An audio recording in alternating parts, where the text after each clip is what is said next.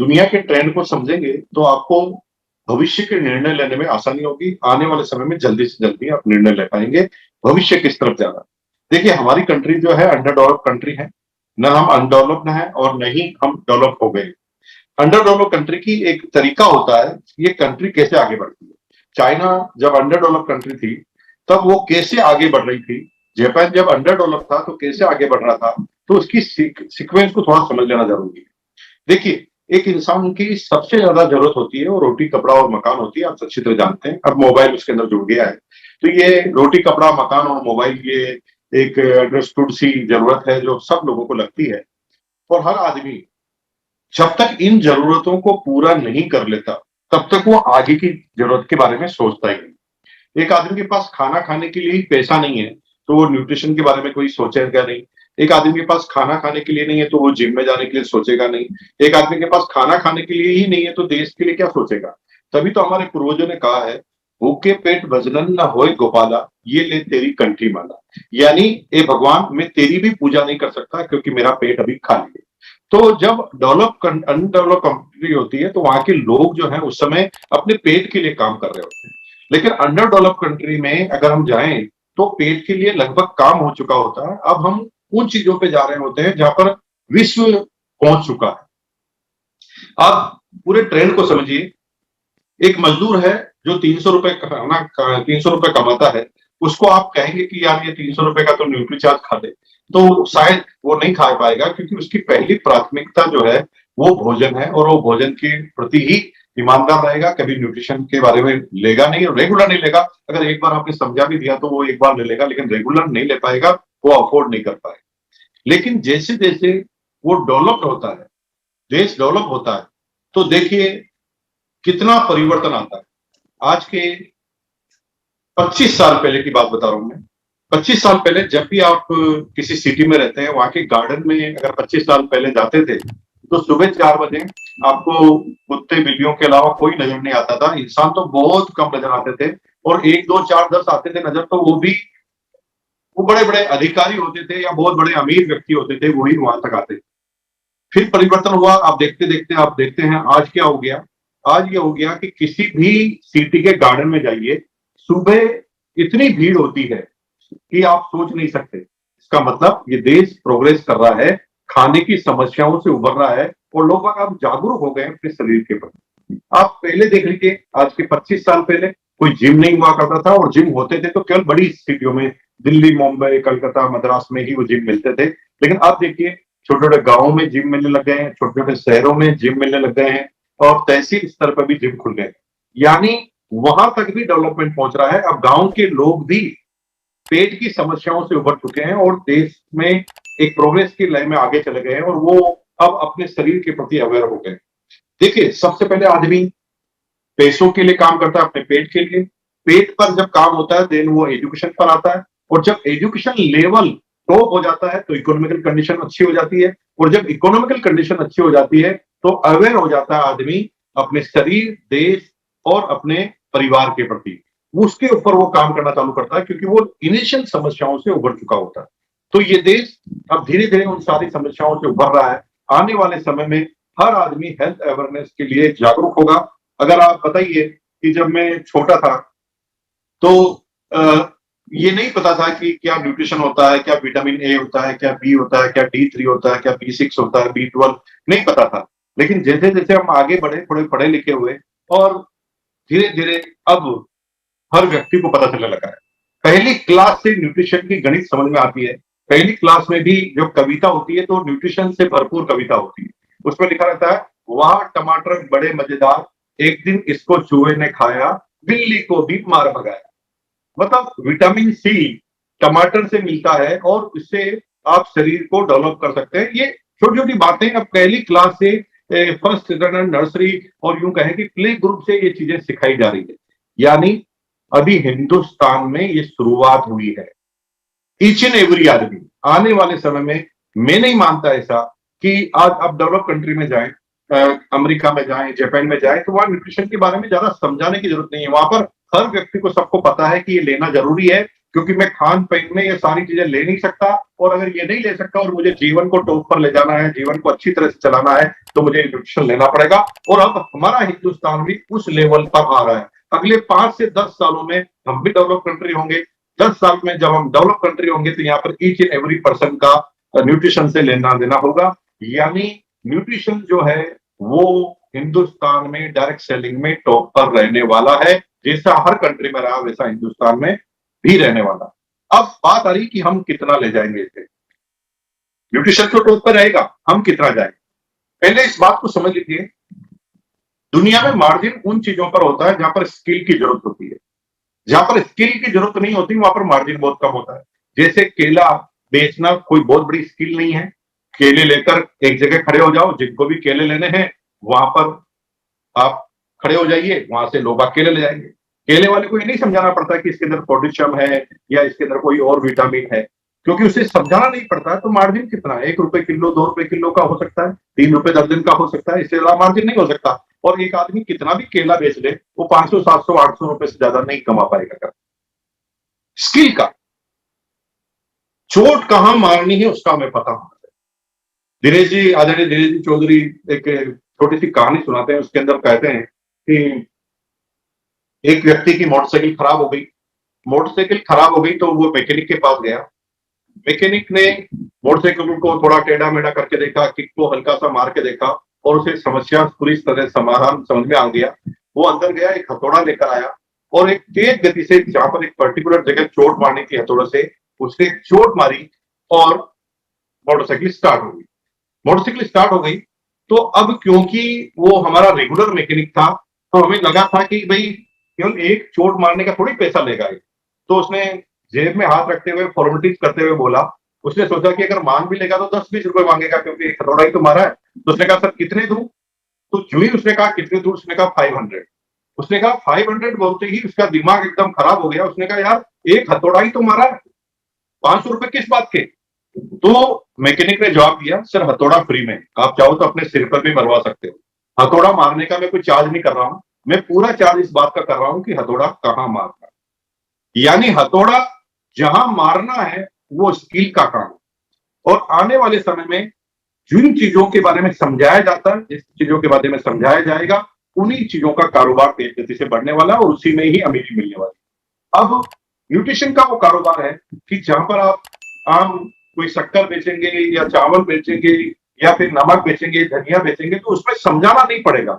और जब वहां पर समझाना नहीं पड़ेगा तो वहां मार्जिन बहुत कम होगा, वहां पर हमाली का काम करना पड़ेगा। जैसे आरसी में आटा आ गया और किसी ने आपको 5,000 किलो आटे का ऑर्डर दे दिया, तो कितना पैसा आप कमा लेंगे? बिल्कुल नहीं कमा पाएंगे और हमाल अलग बन जाएंगे। लेकिन अगर आपको समझाना आता है, थोड़ी सी नॉलेज लेकर आपको किसी चीज को बताना आता है, तो वहां पर एक बहुत बड़े मार्जिन की संभावनाएं जुड़ी रहती है। और न्यूट्रीचार्ज हमारे बीच में एक ऐसा प्रोडक्ट है जो यूं सही मायने में कहे तो डायरेक्ट सेलिंग का सबसे टॉप प्रोडक्ट जो है वो न्यूट्रिशन है। और पूरी दुनिया में ये सिद्ध हो चुका है कि दुनिया की हर बड़ी नेटवर्क कंपनी, दुनिया की बात कर रहा हूं, हिंदुस्तान की बात नहीं कर रहा हूं, वो हमेशा न्यूट्रिशन को अपने टॉप फॉर्मूले पर रखती है। और न्यूट्रिशन के थ्रू ही डायरेक्ट सेलिंग पूरे वर्ल्ड में पहचाना जाता है। तो बड़ी खुशी की बात है कि हिंदुस्तान में जो न्यूट्रिशन की सबसे टॉप कंपनी है न्यूट्रीचार्ज, वो हमारी एसोसिएट पार्टनर है और उनके साथ हम काम कर रहे हैं। और उनके प्रोडक्ट जो है पिछले 12-13 सालों से हम यूज कर रहे हैं। और 12-13 सालों से यूज करने के बाद ये तो आप समझ ही गए होंगे कि जो रिजल्ट न्यूट्रीचार्ज के हैं, जो साइंटिफिक फॉर्मूला न्यूट्रीचार्ज का है, उन चीजों को अगर तुलनात्मक अध्ययन किया जाए तो न रेट में कहीं कोई दूसरी कंपनी वाइसर में फिट होती है, न प्रोडक्ट की क्वालिटी में कोई कंपनी कहीं पर फिट होती है, और न ही इस कंपनी के जो प्रोडक्ट है, उनके इंग्रेडिएंट्स है, उनके अगर इंग्रेडिएंट्स की संभावनाओं पे जाए, उनके डिटेल में आप जाएं तो ऐसे इंग्रेडिएंट्स भी आपको कहीं नहीं मिलेंगे। और मजे की बात है वो अफोर्डेबल रेट, इंडियन रेट के अंदर वो प्रोडक्ट है जिसमें एक आम आदमी उस चीजों को यूज कर सके, उन चीजों को ले सके। तो न्यूट्रीचार्ज एक बेस्ट विकल्प है जिसके थ्रू हम बहुत तेज गति से टॉप पर जा सकते हैं। अगर हमने न्यूट्रीचार्ज अपना लिया, स्किल को थोड़ा डेवलप किया, तो हम तेज गति से आगे जाएंगे। अब आ जाते हैं हमारा सितंबर के टारगेट पर। देखिए, सितंबर का जो महीना होता है ना, उस चीज को थोड़ा समझ लीजिए। दुनिया में हर बिजनेस का एक सीजन होता है। छाते का सीजन बारिश में होता है, और गर्मी में रेफ्रिजरेटर का सीजन, कूलर का सीजन और एसी का सीजन होता है। कपड़ों का सीजन दिवाली में या शादी ब्याह में होता है, उसी तरह से हमारा आरसीएम का एक सीजन होता है जिसे हम मार्च और सितंबर कहते हैं। मार्च सितंबर ये एक सीजन होता है जहां पर हम अपनी कैपेसिटी को चेक करते हैं। हर व्यक्ति अपनी कैपेसिटी के अनुसार अपनी पूरी क्षमता से काम करता है और कैपेसिटी को चेक करने पर काम करता है। जैसे कैपेसिटी कैसे चेक होती है मैं बताता हूं आपको, कि एक नया गुब्बारा लीजिए आप और पहली बार उस गुब्बारे को फुलाइए, तो आपको आश्चर्य होगा कि आपको बहुत दम लगाना पड़ेगा पहली बार उस क्षमताओं को खोलने के लिए। गुब्बारा जब फूलेगा तो पहली बार में बहुत ताकत लगेगी, लेकिन जब पहली बार वो फूल जाता है उसकी हवा फिर निकाल दीजिए और उतना का उतना दोबारा फुलाइए, तो बहुत आसानी से उस गुब्बारे को फुलाया जा सकता है। तो जब हम कैपेसिटी चेक करते हैं तो हमारी क्षमताओं का पता चलता है, और ये सितंबर का महीना है जो शुरुआत करने का महीना है, जो लोग नए हैं उनके लिए शुरुआत करने का महीना है, जो कर रहे हैं उनको कैपेसिटी को चेक करने का महीना है, और जो बड़ी चीजों पर बड़े लक्ष्य को हासिल करना चाहते हैं उनके साथ ये कंसिस्टेंसी का महीना है कि यहां से वो चाहे तो शुरुआत कर सकते हैं अपने पूरे लाइफ टाइम को काम करने की। और जिस तरह से न्यूट्रीजॉर्ज के ऑफर हैं, देखिए क्या नहीं है हमारे पास, पूरा जैसे अरविंद जी ने बताया कि हमारे पास रिटेल मार्जिन है, सेलिंग प्राइस और एमआरपी का, उसके बाद हमारे पास परफॉर्मेंस बोनस है, उसके बाद अगर आप बोले तो रॉयल्टी है, देन टेक्निकल अचीवर है, फिर ऑफर है, कार के ऑफर है, विदेश के ऑफर है, छोटू डायमंड है, बड़ा डायमंड है, सारी तरह की पता नहीं क्या क्या। तो कभी कभी तो इतना कंफ्यूजन होता है कि यार इसमें से क्या क्या लें और क्या क्या नहीं लें, और कई बार तो ऐसा लगता है कि एक चीज करेंगे तो सारी चीज अपने आप ही हो जाएगी। इस तरह की ऑफर देना, और उसके ऊपर आपके जो अप्लायंस है वो लोगों ने भी अपने ऑफर रखे हैं कि वो अलग अलग तरह के रिवार्ड आपको देंगे, ट्रेनिंग आपको देंगे, कहीं कहीं आपको कहीं घुमाने के ले जाने का प्रोग्राम है, उनके साथ एक रिवार्ड का फंक्शन, अवार्डेड फंक्शन करने का है। तो इतनी सारी चीजें ये कल सितंबर और मार्च में मिलती है। तो दोस्तों इस सितंबर का जो महीना है एकदम खास है, और इस महीने में हमें भरपूर ताकत लगानी, कंसिस्टेंसी के साथ ताकत लगानी, क्योंकि यहां पर एक शुरुआत है, और एक बार शुरुआत माहौल में कर दी ना तो काम हो जाएगा। देखिए सब लोग इकट्ठे होकर गाड़ी को धक्का लगा रहे हैं तो फिर गाड़ी स्टार्ट होनी ही है। तो सितंबर महीने में अपने आप में एक माहौल बन जाता है। आपने पीयूसी पे जाएंगे, प्रोडक्ट की अवेलेबिलिटी का माहौल है, लोगों का माहौल है, मीटिंग का, जूम मीटिंग का, प्रोडक्ट पार्टनर का सपोर्ट, सभी तरह के सपोर्ट है, उस पर आपको बड़ा काम कर सकते हैं। लेकिन मैं विशेष आग्रह करना चाहता हूं कि अगर बड़े लेवल पर आपको डायरेक्ट सेलिंग करनी है तो डायरेक्ट सेलिंग को पहले समझ जाइए। What is direct selling? कुछ लोग परचेज को सेलिंग मानते हैं, ये सेलिंग नहीं। अगर परचेज करना ही बिजनेस होता, या प्रोडक्ट यूज करने से ही बिजनेस होना होता, कुछ लोग कहते भी हैं खर्चा करने से इनकम, तो खर्चा करने से भाई इनकम नहीं आती, खर्चा करने से तो डिस्काउंट आता है। आप खर्चा करेंगे 1000 का प्रोडक्ट लेंगे, घर के न्यूट्रीचार्ज के प्रोडक्ट लेंगे, तो वहां पर आपको डिस्काउंट के रूप में कुछ पैसा मिल सकता है, लेकिन आप अमीर नहीं बन सकते। अमीर कब बनेंगे? जब डायरेक्ट सेलिंग की गाइडलाइन के अनुसार आप पढ़ेंगे तो आपका नाम रखा गया है डायरेक्ट सेलर, परचेजर नहीं रखा गया। आपका नाम कर तो परचेज रहे हैं लेकिन नाम आपका डायरेक्ट सेलर रहा। इसका मतलब 3 काम आपको निश्चित रूप से करने हैं, 3 कामों की सीक्वेंस को आपको समझना। पहला है यूज द प्रोडक्ट। अब यूज द प्रोडक्ट की अगर हम बात करें तो इसको ज्यादा हाईलाइटेड करने की बात नहीं है। अभी अरविंद जी बता रहे थे कॉमन सेंस होना चाहिए। यूज द प्रोडक्ट, इसको समझाने की जरूरत नहीं है। आपकी जिसकी दुकान है वो प्रोडक्ट अगर आपको लेना है तो अपनी दुकान से ही लेंगे ना, दूसरे की दुकान से थोड़ी लेंगे। इसको क्या समझाना? आपकी मिठाई की दुकान है, घर में कोई मेहमान आ गया तो आप दूसरे की दुकान से थोड़ी मिठाई लाएंगे, आप अपनी ही दुकान से तो मिठाई लेंगे। तो इसको ज्यादा समझाने की जरूरत नहीं है। 100% product use, no excuse. Excuse करना नहीं है।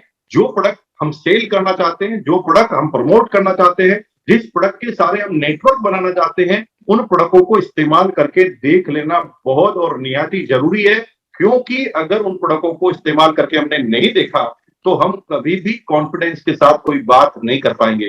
जिस तरह से हम कोई फिल्म देख लेते हैं, फिल्म अगर हमें अच्छी लगती है तो हम बिना स्टोरी समझाए भी सामने वाले को फिल्म की अच्छाई बता देते हैं, एक कॉन्फिडेंस के जरिए। जब हम यूं यूं करते हैं ना तो सामने वाले के दिल में धड़कन होती है, उसे लगता है कि ये कितने कॉन्फिडेंस से इस बात को कह रहा है। और सेल्समैन भी जब उस कॉन्फिडेंस से किसी बात को करता है तो सामने वाला उस बात को मान लेता है। जब हमारी गुडविल अच्छी होती है सामने वाला मान लेता है। आप देख लेना, अंडरस्टूड कर लेना, समझ लेना कि आप आज भी जब अपनी परमानेंट किसी सेलर के पास जाते हैं, दुकान के पास जाते हैं, रिटेलर के पास जाते हैं, जो आपको अच्छी तरह जानता है, वो आपको जो है ना हर बार आपको कोई ना कोई प्रोडक्ट जरूर रिकमेंडेड करेगा जिसका नाम आपने कभी सुना नहीं। आपने कहा आटा दाल चावल सब ले लिया और उसके बाद वो एक प्रोडक्ट आपके सामने रखेगा कि सर ये प्रोडक्ट ले जाइए, ये गजब का प्रोडक्ट है, इसमें मेरी गारंटी है। इसका मतलब यह है कि वो प्रोडक्ट उसने इस्तेमाल करके देखा है और वो अपने खास आदमी जो रोज टकराने वाला है, जो उसका रेगुलर कस्टमर है, उसको रिकमेंड कर रहा है। और हम अक्सर 99% चांस में जो प्रोडक्ट हमारा रेगुलर सेलर जो है वो हमें रिकमेंड करता है, तो हम क्या मानते हैं यार इसकी गुडविल अच्छी है, ये शुरू से अच्छी बात देता रहा है, उसने जब जब भी कोई प्रोडक्ट दिया अच्छा दिया और हम उस प्रोडक्ट को लेकर आ जाते हैं। इसका मतलब यह है कि अगर आप कॉन्फिडेंस के साथ बोलना चाहते हैं तो प्रोडक्ट इस्तेमाल करना पड़ेगा। इसके लिए मुझे ज्यादा समझाने की जरूरत नहीं है। 100% product use, no excuse. Number 2, sell the product. अब क्या करना है कि जब तक हम अपनी दुकान से खुद ही माल खरीदेंगे तो अमीर नहीं बन पाएंगे। हमारी दुकान में जब तक ऐसे लोग ना आए जो हमारे पार्टनर नहीं है, हमारे पार्टनर ही हमारी दुकान से माल लेंगे तो बड़ा फायदा नहीं होगा, क्योंकि अपना अपना पार्टनर अपना अपना ही हिस्सा ही ले पाएगा। लेकिन हमारी दुकान से ऐसे लोग माल ले जो हमारे पार्टनर नहीं है, जिसे कहते हैं रिटेल करना, जिसे कहते हैं प्रोडक्ट को देना लोगों को। तो जब आप इस बिजनेस में आते हैं तो आपका ये दायित्व बनता है कि आप रेगुलर वे में उन प्रोडक्ट को रिटेल कीजिए। जब भी आप किसी को बिजनेस बताने जाएं, सामने वाला बिजनेस करने में इंटरेस्टेड नहीं है या पहली बार में इंटरेस्टेड नहीं है, तो आप उसे प्रोडक्ट रिकमेंड कीजिए, प्रोडक्ट को डेमो दीजिए, प्रोडक्ट को समझाइए और प्रोडक्ट का फीडबैक लीजिए। 2-3 महीने वो लगातार प्रोडक्ट लेगा और कहते हैं एक बार अगर सही तरीके से आपने किसी को प्रोडक्ट दे दिया तो एक संतुष्ट ग्राहक अगले 10 सालों में लेकर आएगा आपके पास 100 नए ग्राहक। एक संतुष्ट ग्राहक 10 सालों में आपके पास लेकर आएगा 100 नए ग्राहक। एक मोटे सरपंच साहब हैं और आपने देख लिया कि एक गांव के ब्रांड एम्बेसडर हैं और थोड़े वजनदार हैं। आप उनके पास जाइए, समझाइए और एक बार 3 महीने का चार्ट देकर उसे पतला कर दीजिए, उसको डाइट देकर पतला कर दीजिए। आपको आश्चर्य होगा कि वो सरपंच जब पतला होगा ना तो लोग बाग सरपंच से पूछेंगे भाई साहब क्या बात है, एकदम जिम में ज्वाइन कर ली क्या, आजकल इतने फिट कैसे है? तो एक ही नाम लेगा, रामलाल, जिसने उसे प्रोडक्ट रिकमेंड किए। और आपको आश्चर्य होगा कि सरपंच जब निस्वार्थ भाव से बोलेगा रामलाल तो आपके यहाँ पर लाइन लगने वाली है। एक अच्छा ग्राहक, एक संतुष्ट ग्राहक आपके पास कई सालों में कई तरह के ग्राहक लेकर आएगा। और ये कोई साइंस का फॉर्मूला नहीं है कि कितने समय में लेकर आएगा, लेकिन जब आप लगातार ये काम करते रहते हैं तो संख्या बढ़ती रहती है। इसलिए दुनिया के आज किसी भी कॉर्पोरेट लेवल की बात करें, किसी भी कंपनी की बात करें, वो सबसे पहले अपने ग्राहकों को फिक्स करने पर काम करती है ना? उनके ऊपर वो अलग अलग तरह की स्कीम चलाते हैं। जो रेगुलर कस्टमर है उनको हम कैसे बेनिफिट दें और रेगुलर कस्टमर को हम कैसे बांधे रखें, उसके ऊपर वो सारी स्कीम चलाती है। दुनिया की किसी भी मल्टीनेशनल कंपनी में बात कर लें, यानी सर्विसेज पर वो ज्यादा बल देती है कि कोई भी हमारे यहाँ से असंतुष्ट होकर नहीं जाए, हम पूरी तरह से उसको संतुष्ट करें। तो रेगुलर वे में आप अगर इस बिजनेस के अंदर हैं तो 5 से 10,000 के प्रोडक्ट आपको रिटेल करने हैं और ये संख्या बढ़ती रहनी चाहिए। 10,000 के बाद 11,000, 12,000, 13,000, ताकि डुप्लीकेशन करें, आपकी डाउनलाइन भी देखे। तीसरा काम करना है बिल्ड द नेटवर्क, यानी आपने ये 2 काम किए, ऐसे 2 काम करने वाले 2 काम कौन से? Use the product, sell the product. ऐसे आदमी जो ये 2 काम करें उनका नेटवर्क बनाना है। जब भी किसी आदमी के पास जाएं और बिजनेस बताएं तो उसे कहना है कि भाई आपको ये 2 काम करने हैं और जिस दिन ये 2 काम करने वाला तुम्हें कोई मिले तो तुम्हें भी उसे नेटवर्क पे शामिल कर लेना है। यानी सेल करना और सेल करने वालों का नेटवर्क तैयार करना, तभी ये परिभाषा पूरी होगी डायरेक्ट सेलिंग की। और ये डायरेक्ट सेलिंग की इस परिभाषा को पूरा कर कर आप बड़े से बड़ा लेवल का काम आप कर सकते हैं, बड़े से बड़े साम्राज्य को आप हासिल कर सकते हैं। सितंबर महीना गजब का महीना है, कैपेसिटी को चेक करने का महीना है, रिकॉर्ड तोड़ने सारे के सारे। और अरविंद जी ने जो बातें हमें बताई है उन सारी बातों पर अमल करना है, छोटी छोटी चीजों का। कि एक आदमी को आप देखिए एक दुकान के अंदर एक ग्राहक आता है ना तो सेल्समैन सबसे पहले सामने वाले की कैपेसिटी को चेक करता है कि ये आदमी क्या खरीदेगा, है ना? तो उसी के हिसाब से वो प्रोडक्ट रिकमेंड करता है। आपको लगता है कि ये थोड़ा सा मिडिल क्लास आदमी है तो उसे छोटू परचेज के लिए या छोटू डायमंड क्लब के लिए आप प्रोत्साहित कीजिए। थोड़ा बड़ा है और सेल्स में अगर माहिर है तो उसे और चीज रिकमेंड कीजिए। तो आपको अपने अपने हिसाब से जैसे जैसे कस्टमर है उनके साथ वैसे वैसे रिकमेंडेशन करके आपको आगे बढ़ना।